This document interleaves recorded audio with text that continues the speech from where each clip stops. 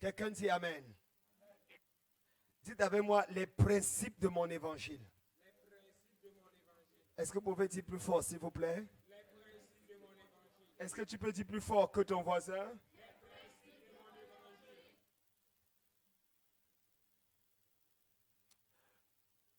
Aujourd'hui, je voudrais voyager avec vous dans la nouvelle alliance. Je voudrais qu'on essaye de réfléchir ensemble sur l'un des concepts qui a été développé par un homme extraordinaire. Il s'appelait l'apôtre Paul. De son nom, Saul de Tarse. Il s'est avéré être le Moïse de la nouvelle alliance, le dépositaire légal de l'explication de la pensée de Dieu dans la nouvelle alliance. L'homme qui n'avait pas marché avec Jésus, qui ne l'avait jamais vu selon la chair, mais qui cependant a eu le mérite de le comprendre mieux que les 12 disciples réunis. Paul, puisqu'il s'agit de lui, est à coup sûr l'un des plus grands génies de tous les temps. De la tribu de Benjamin, juif d'entre les juifs, il avait acquis de naissance la citoyenneté romaine de par son père qui était un commerçant, homme d'affaires prospère.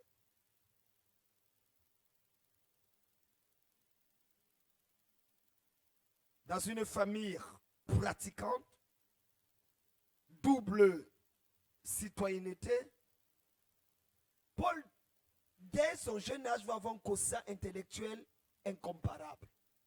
Ce qui fera de lui, à l'âge de 17 ans, de se rendre à Jérusalem, dans ce qu'on appellerait aujourd'hui la Harvard School, l'université Harvard ou Princeton. En fait, une école qui était réservée uniquement aux élites qui se trouvaient à Jérusalem, et dans la faculté des génies qui était dirigée par un homme appelé Gamaliel. Gamaliel dirigeait l'une des plus grandes facultés qui formait les meilleurs pharisiens de l'époque, et les pharisianismes était la secte la plus rigide. Et au-delà même de ces rigidités, elle semblait être la secte la plus populaire. Vous savez que entre Malachie et Matthieu, 400 ans de silence ont créé automatiquement un certain nombre de religions, de perceptions, de conceptions, pour pousser l'homme à pouvoir s'adresser à Dieu puisque Dieu ne lui parlait plus. Il y a deux grands silences dans la Bible. Il y a le silence de Genèse à Exode, 400 ans. Il y a le silence de Malachie à Matthieu, 400 ans. Et à l'issue de ces 400 ans, quand Dieu décida de parler, il suscita l'un des prophètes les plus dangereux du millénaire. Après 400 ans, il suscita Moïse. Après 400 ans de silence, il suscitera Jean-Baptiste. Pendant ces 400 ans, 5 sectes religieuses judaïques feront le jour, à savoir les pharisiens, les sadduciens, les esséniens, les zélotes et les hérodiens. Ces 4 sectes religieuses, ces 4 visions du judaïsme, 4 perceptions de la pensée de Dieu, 4 philosophies du tétragramme du nom Yahweh ou Jéhovah, qui devrait permettre aux gens dans ce silence de pouvoir garder sur la base de l'alliance de leur Père une certaine visibilité de Dieu qui semblait littéralement s'être retirée. Les pharisiens constitueront l'une des plus grandes. Le pharisianisme avait deux grands fondateurs. Nous avions Beth Shalom et Beth Hillel. Beth en hébreu, c'est la maison. Donc, il y avait la maison de Hillel et la maison de Shalom. La maison de Hillel prendra le dessus par un homme appelé Hillel, qui se verra être l'arrière-grand-père d'un homme qu'on connaîtra sous le nom de Gamaliel. Il était le fils ou l'arrière-petit-fils de Hillel, qui est le père fondateur du pharisianisme. Nous avions les Sadduciens, mais je ne veux pas parler de la différence entre les pharisiens, les Sadduciens, les Esséniens, les Zélotes et les Hérodiens, mais il faut noter que Jésus s'apparentait plus à un Sadducien et que Jean-Baptiste, lui, s'apparentait plus à un Essénien. C'était un peu comme des moines. La révélation du baptême que Jean-Baptiste a ne vient pas de Dieu. Ce sont les Esséniens qui pratiquaient le baptême d'eau comme symbole de purification des péchés. Jean-Baptiste, après la mort de son père Zacharie et de sa mère Élisabeth, qui était d'ailleurs très âgée, va donc être récupéré par les Esséniens dans l'objectif de pouvoir apprendre à chercher Dieu. D'ailleurs, les Esséniens étaient la secte la plus séparée du monde, intransigeant dans la séparation avec la société, les réalités sociales et même les réalités sociétales. À l'encontre des pharisiens qui, eux, côtoyaient le public, les Esséniens ne côtoyaient pas le public. C'est pour ça que Jean-Baptiste va se retrouver dans le lieu désert pour prêcher. Ce n'est pas une figure de style parce que les Esséniens vivaient dans les déserts et non dans les villes. Il est parfois important de comprendre le contexte socio-culturel afin de mieux appréhender le message prophétique que ces hommes transmettaient. Saul donc va être issu de la classe des pharisiens. Son père, qui à l'époque la meilleure université est dirigée par Gamaliel, disais-je, se trouvera être la plus grande, celle des génies. Alors à 17 ans, ce jeune homme un peu maigrichon, bossu, pas très beau, mais très intelligent, va devenir littéralement le meilleur étudiant, au point que, à l'âge de 21 ans littéralement, il soutiendra sa thèse de doctorat en théologie sous le thème, et j'étais là quand il soutenait, combattre la secte de Nazareth à la lumière de la révélation du judaïsme. Donc automatiquement, il va démontrer par A plus B que ces sectes de Nazareth appelées les disciples de Christ, Jésus qui se faisait appeler Christ, est l'un des plus grands dangers pour le judaïsme qui est la religion de leur père. Il va graduer avec mention très honorable. On lui donnera d'ailleurs des lettres de créance pour aller dans les villes et les villages afin de pouvoir publier les résultats de sa recherche qu'on trouvait exceptionnels.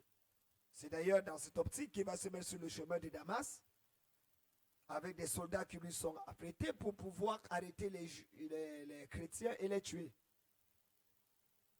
Alors cet homme va faire la rencontre d'Actes chapitre 9 de la personne la plus sublime, la plus extraordinaire de tout l'univers, celui sans qui le ciel n'est plus ciel et la beauté n'est plus belle, Jésus-Christ de Nazareth. Sa vie en un jour sera littéralement bouleversée. Et Saul va devenir un disciple de Jésus, un chrétien. Passons sur les 9 fondements de la révélation de Jésus à Paul dans Acte 9, nous en parlerons une autre fois. Mais il va tellement saisir Dieu que dans les semaines qui vous suivent, il va commencer à prêcher l'évangile et confondre les Juifs.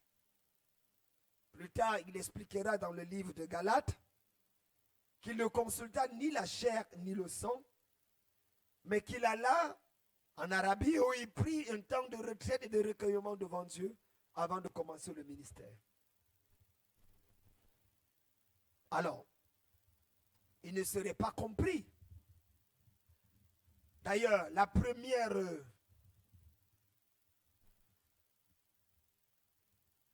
synode ou comment on appelle ça, dans Actes chapitre 15, où il y a eu le premier rassemblement, le premier concile de l'Église, qui était le concile de Jérusalem, va automatiquement pousser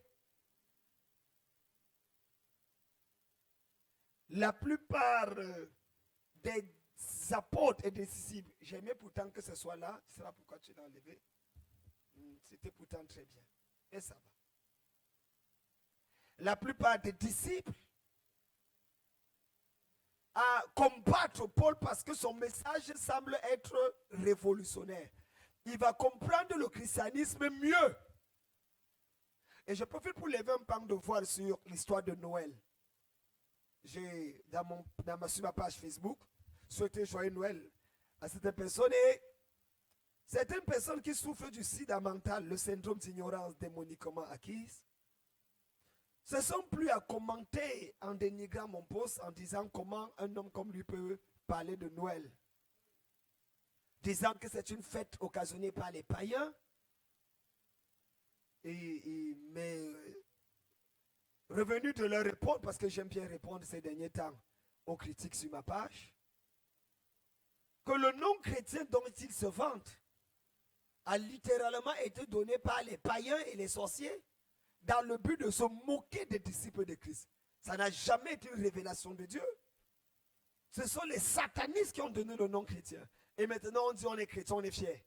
Jusqu'à dire que si tu n'es pas chrétien, tu ne vas pas au ciel.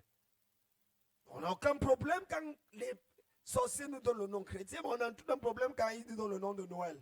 Que Dieu punisse le diable et sa troisième femme. Quelqu'un dit amen, il est délivré. Pardon.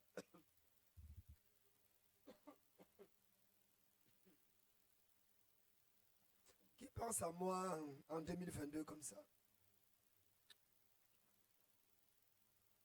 Alors c'est ainsi que Saul va dire des choses qui vont pousser l'église primitive à s'asseoir. Et il a dit, on ne comprend plus ce gars.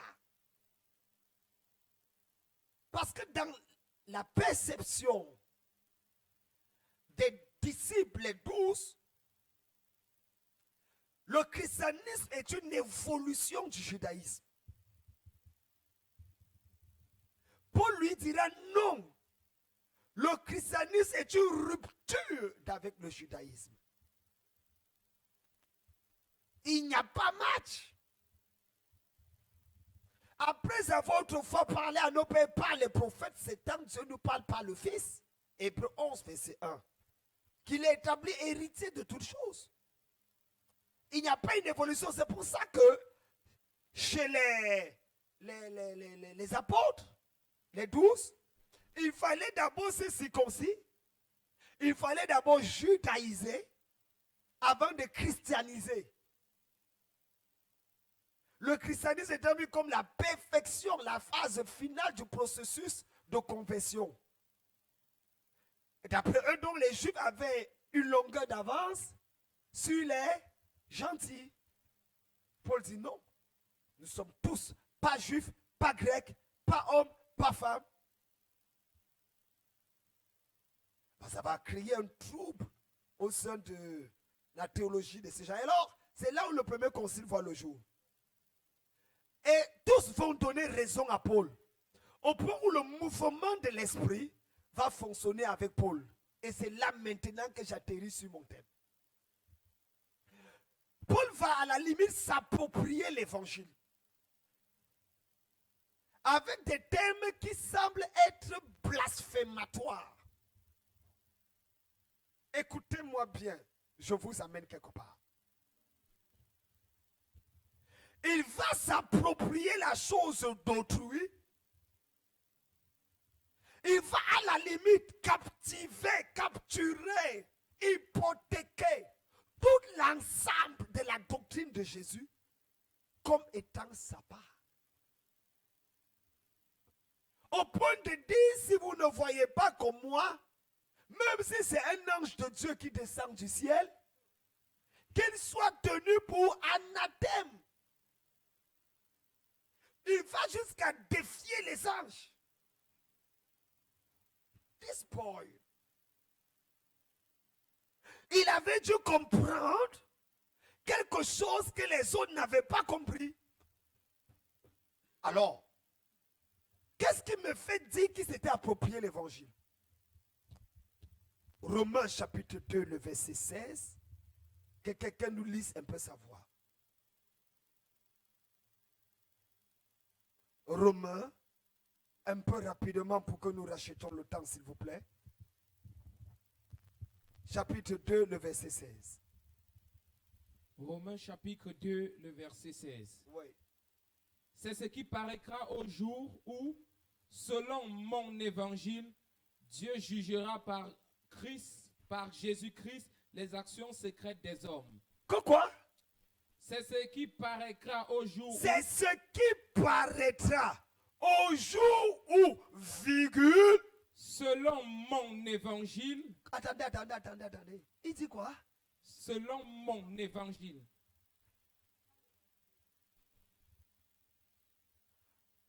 On devrait s'arrêter là et traduire Paul au tribunal pour anathème. Il appelle l'évangile son. Il dit, selon cet évangile, ça part, Dieu jugera. Non, il a dû faire erreur. Peut-être il y a un problème de interprétation, traduction. Ah, Paul.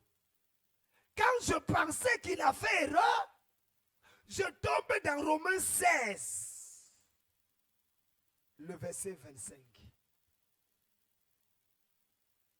Romains 16, le verset 25. Lisez-moi ça. Romains chapitre 16, le verset 25. À celui qui peut vous affermir selon mon évangile. Quoi? À celui qui peut vous affermir selon mon évangile et la prédication de Jésus-Christ conformément à la révélation du mystère caché pendant des siècles. Je vous assure que si vous mettiez Paul dans vos systèmes que vous avez aujourd'hui partout dehors, dans ces églises systémiques et systématisées et systématisantes, Paul allait être lapidé. Qu'il s'élève dans une église et dise, je viens vous parler selon mon évangile. Les anciens de l'église allaient se lever. Avons-nous encore besoin de continuer à l'écouter? Ce gars doit être mis hors de l'église. Mon évangile. Mais qu'attendait-il par là? Et c'est de ça qu'il s'agit. Parce que voyez-vous, pour que cela devienne une doctrine à partir duquel je me dois de m'exprimer avec vous, il faut qu'au-delà même de Romains, qu'on essaye de trouver. Bon, il y avait un disciple qu'il aimait beaucoup. Ce disciple s'appelait Timothée. Ouvrez-moi 2 Timothée, chapitre 2, le verset 8. Ouvrez-moi ça. 2 Timothée, chapitre 2, verset 8.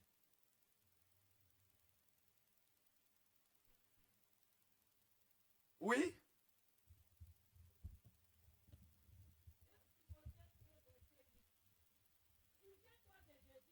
Prenez le micro, s'il vous plaît.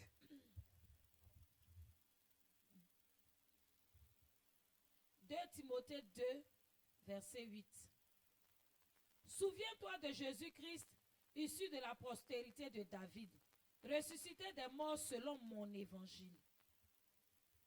Et le gars a été tué. Reprends.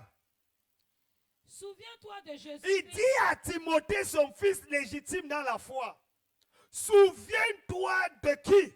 Jésus-Christ, De Jésus-Christ. issu de la postérité de David, Il précise bien qu'il est issu de la postérité de David, ressuscité des morts, afin qu'il n'y ait pas d'amalgame avec les autres Yessus, avec les Ishma, hein, Hachem.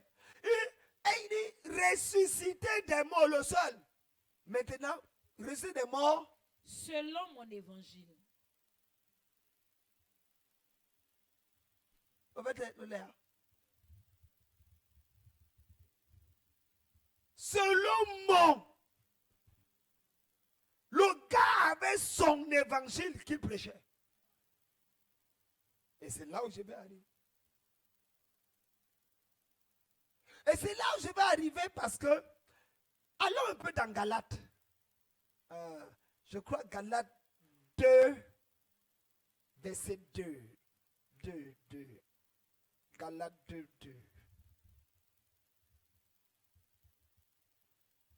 Qu'est-ce que Galates 2 te dit? Galates 2. Galates 2, verset 2. Et ce fut d'après une révélation que j'y montais. Je leur exposais l'évangile que je prêchais parmi les païens et l'exposais en particulier à ceux qui sont les plus considérés. Continue. Afin de ne pas courir et avoir couru en vain. Oui, continue. Mes titres qui étaient avec moi. Bon, ça va. Je leur ai exposé l'évangile que je prêche. C'est ce que j'appelle mon évangile. Parce que les gars semblaient ne pas avoir le même évangile que moi. Donc je suis allé à Jérusalem pour leur exposer l'évangile que je prêche. Ce que j'appelle mon évangile. On peut continuer? 2 Timothée. 2, 1 à 2. 2 Timothée 2, 1 à 2.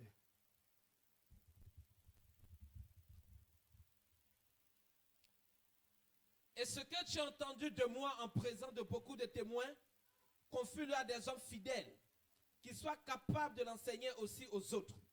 Souffre avec moi comme un bon soldat de Jésus-Christ. Ce que tu as entendu en présence de beaucoup de, confie-le. Donc Paul dit à Timothée, toute l'histoire que tu dis que tu cherches Dieu là, reste tranquille. Il y a quelque chose que tu as entendu de moi, c'est quoi mon évangile? Confie ça aux autres, à des gens qui le confient, et le succès est garanti. Ne va pas chercher un autre. Je vais vous donner 2 autres passages avant que j'appuie maintenant ce que je vais dire. Philippiens 4, verset 9.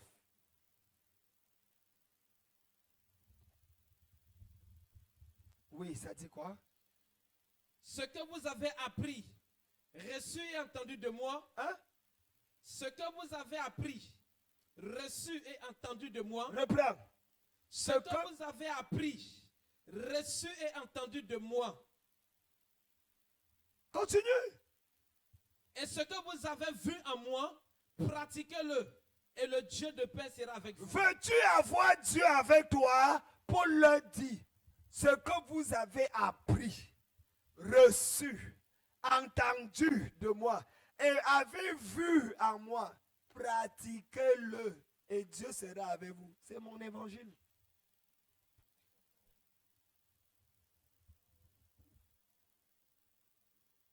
Vrai, alors où on est là, on n'aurait pas accusé Paul.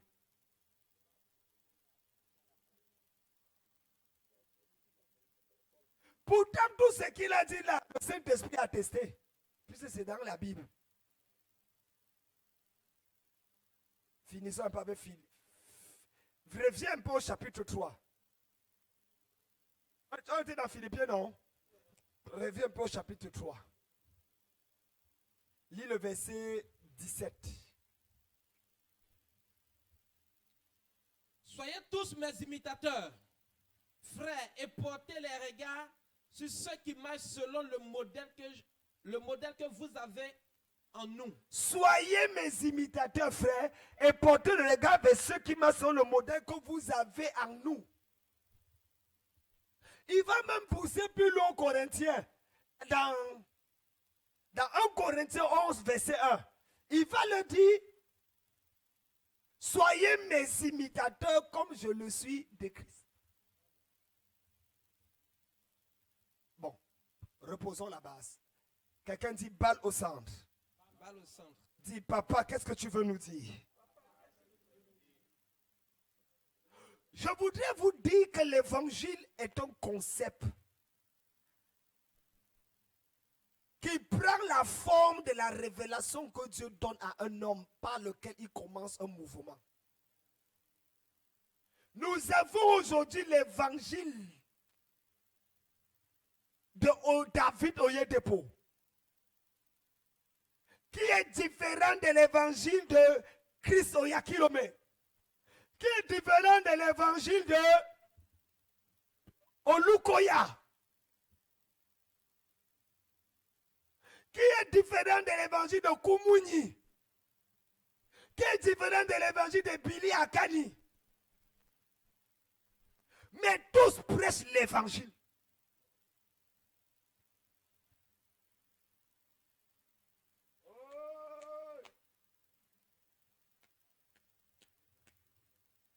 Tu as compris? C'est exactement, pour être simple, comme l'évangile de Matthieu, l'évangile de Marc, l'évangile de Luc et l'évangile de Jean. Tout ça, c'est parle de Jésus, mais chacun a des angles.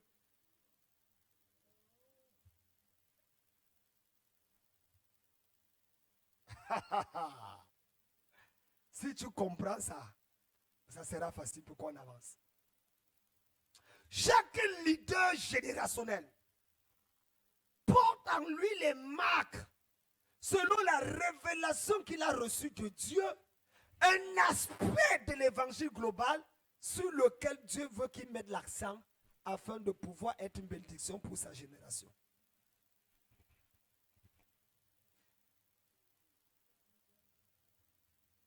Chaque leader générationnel, appelez-moi le pasteur là, que Dieu te pardonne.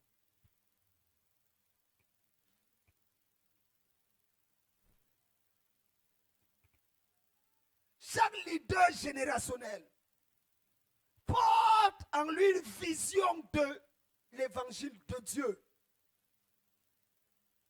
dont il est chargé de transmettre à la génération présente ou future une certaine vision des choses, une certaine conception des choses. Il y a comme Dieu ouvre ses yeux sur un aspect de l'évangile global dont il s'approprie. Dieu ouvrant ses yeux sur un aspect de l'évangile global dont il décide de s'approprier et en martelant dessus, corrigeant une erreur dans l'église. Mais l'hérésie viendra qu'ils disent que ce n'est que lui seul et que tout le reste sont dans l'erreur. L'hérésie, et c'est ça le danger de la chose. L'hérésie viendra que cet homme dise, en dehors de ma révélation de Dieu, toute autre révélation est fausse. Il devrait plutôt comprendre et faire comprendre que cette révélation de Dieu est en réalité une complémentarité de la vision globale, dans laquelle chaque leader est dépositaire d'un aspect.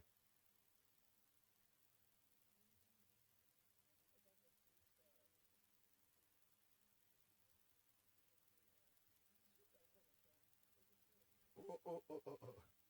Hello. Balancez les mains si vous êtes avec moi. Balancez. Ah, ça va. Est-ce que le message passe? Hein?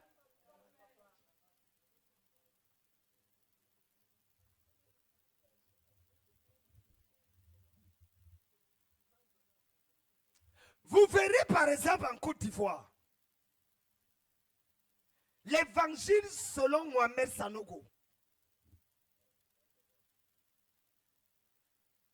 n'est pas la même chose que l'évangile selon l'archevêque Vincent Kodja. Différent de celui de l'Assemblée de Dieu. Différent de celui de l'église de Papa Dion. Différent de œuvre et mission.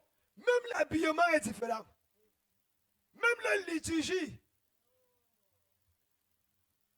Ne faites pas dire à Papa Dion autre chose. Lui, c'est ce qu'il a vu.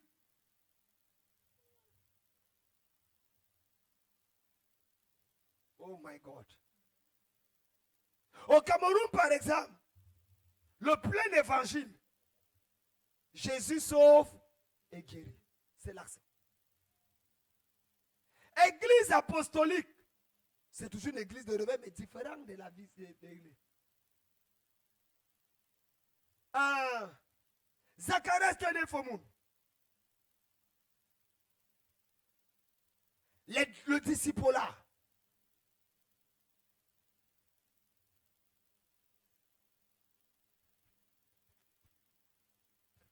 La question donc est, quel est l'évangile de Dieu nous doit quand même? Mon évangile. Quel est notre évangile? C'est-à-dire, qu'est-ce que nous avons vu?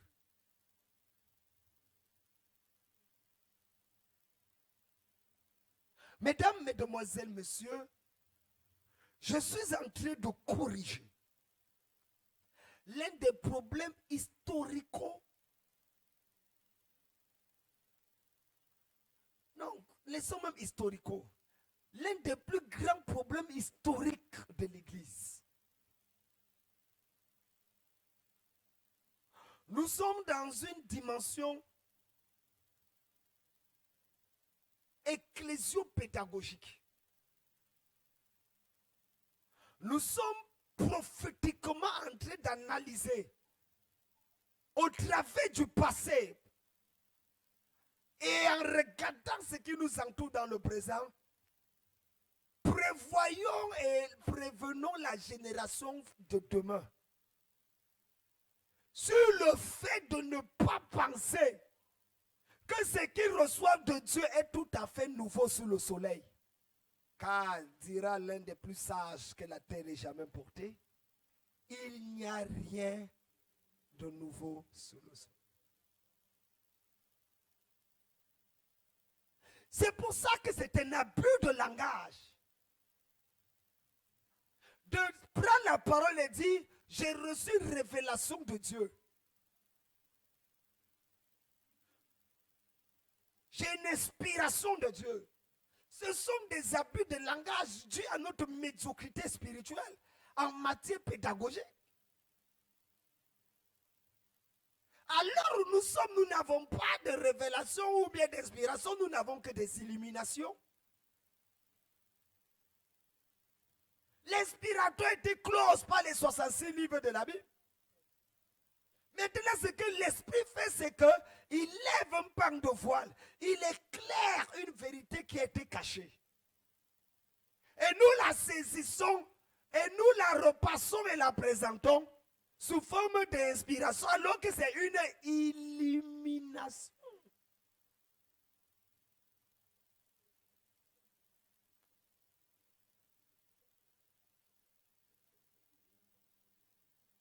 Nous acceptons de la même manière qu'un homme qui sort avec une femme dit c'est ma femme, alors qu'ils ne sont pas encore à la mairie, mais ce n'est pas abus de langage, on le tolère. Mais s'il faut revenir, il y a un problème. Mon évangile. Donc, normalement, si le temps nous l'avait permis, je vous aurais présenté les 8 piliers de l'évangile de Paul.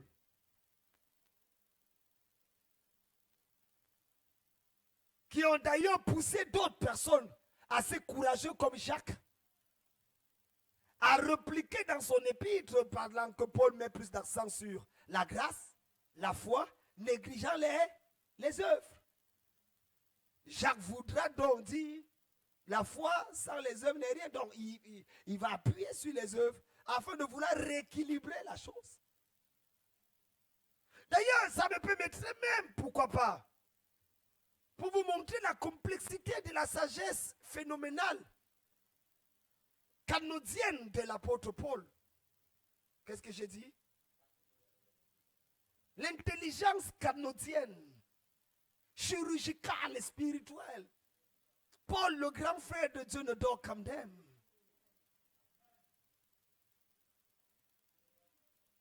Les gens qui parlent, vous savez, en fait, on n'aimait pas Paul, mais on avait peur de l'écouter. C'était dangereux. Il confondait les gens. Il avait une dimension apologétique très grave. Un peu comme moi. Si tu m'aimes, ne m'écoute pas. Tu m'écoutes, tu vas m'aimer. Si tu ne veux pas m'aimer, ne m'écoute pas. Pendant que je parle là, sur les réseaux, ils sont déjà en train de m'aimer. Tu es obligé de m'aimer. 1, je suis beau. 2, je parle bien. 3, je suis pur.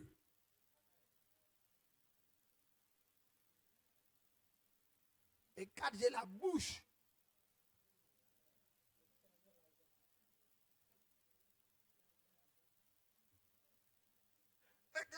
Pourquoi je le dis? Un monsieur comme Paul va parler et écrire. Le gars écrit, il envoie des lettres partout. Un monsieur comme Pierre prend la parole et écrit aujourd'hui, ne vous laissez Paul. Le gars écrit des choses que personne ne comprend. Pierre écrit pour parler des écrits de Paul. Qui dit des choses qui sont difficiles à comprendre. Donc, mon ami, si Pierre qui a marché avec Jésus, marché sur l'eau, n'arrivait pas à comprendre Paul, toi là,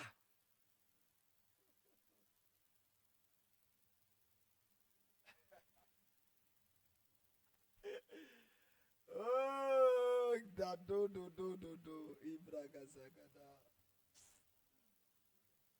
je prie que Dieu ouvre ton intelligence. Je prie que Dieu te donne la révélation. Je libère dans ta vie une compréhension chirurgicale de la parole. Celui qui dit amen plus fort que son voisin, il prend la chose. Mon évangile. C'est quoi l'évangile de Dieu ne doit comme d'être? Nous continuerons la prochaine fois. Que Dieu vous bénisse.